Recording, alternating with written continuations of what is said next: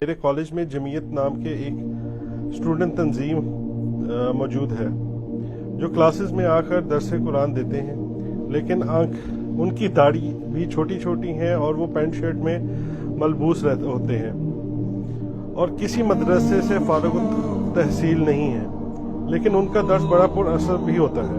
اسی لیے ہوتا ہے کیا ہم اس درس میں شامل ہو سکتے ہیں؟ اس کے اندر جواب موجود ہے۔ پہلے تو مجھے بتائیں پر اثر کیوں ہوتا ہے ان کا درس؟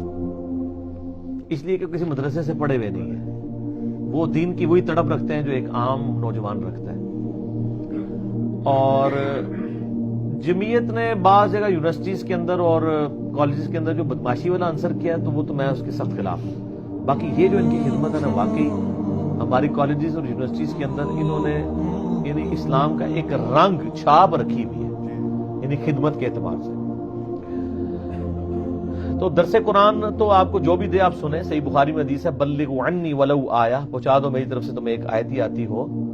وہ فارغ التحصیل ہے یا نہیں ہے، جمعیت کے جو لوگ ہیں وہ تفہیم القرآن مولانا مودودی رحمہ اللہ کا پڑھ کے اس سے سمجھ کے، مودودی صاحب نے جس طریقے سے قرآن پاک کو ایک عام فہم بندے تک پہنچایا ہے قرآن و حدیث کی روشنی میں، وہ اس کو پڑھ کے اس کو ریپروڈیوس کرتے ہیں۔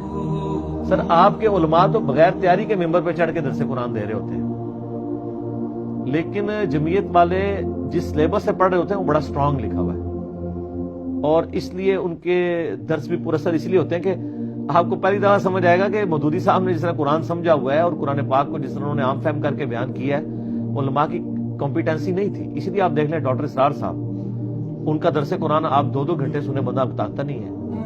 باقی علماء تو جو لام تاکید انا تاکید ایدتے ہی لگے رہنے۔ وہ جو اس کا جو ایک اس کے اندر سوز و گداز تھا وہ اس کو ٹرانسلیٹ نہیں کرتا، تو آپ ضرور درس قرآن میں۔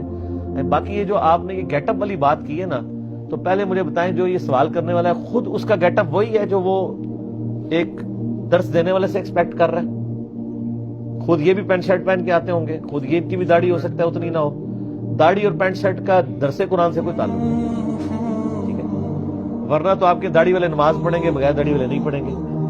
اور داڑھی کی لمبائی والا بھی آپ کو جو دھوکہ دیا گیا ہے نا، وہ لادہ سے داڑھی ٹھیک ہے، مٹھی سنت ہے، لیکن اس سے کم بھی جو عرف عام میں جس داڑھی بولا جائے وہ داڑھی ہے، اس کے اوپر قرآن والا معاملہ نہیں ہے۔ تو اسی طریقے سے جیسے علماء نے کہانی کرائی ہوئی ہے حنفیوں نے کہ جو تراویح نہیں پڑھتا وہ روزہ ہی نہیں رکھ سکتا۔ تراویح نفلی عبادت ہے، روزہ فرض ہے، اس کا آپس میں کیا ریلیشن شپ ہے؟ ایویں ایک کہانی کرا دی ہوئی ہے۔ ادھر بھی یہ گیٹ اپ کا فتنہ، میں نے بہت پہلے ایک لیکچر دیا تھا، انڈیا پاکستان کے 2 فتنے، ایک جذباتی ڈاکٹرائن اور ایک گیٹ اپ کی ڈاکٹرائن۔ اگر آپ کی شکل و صورت خوبصورت ہے، داڑھی آپ نے خوبصورت رکھی ہوئی ہے، کپڑے صاف ستھرے آپ نے پہنے ہوئے ہیں، پگڑی آپ نے صاف ستھری پہنی ہوئی ہے، آپ چٹے ان پڑھ بھی ہوں، آپ بزرگ ہیں،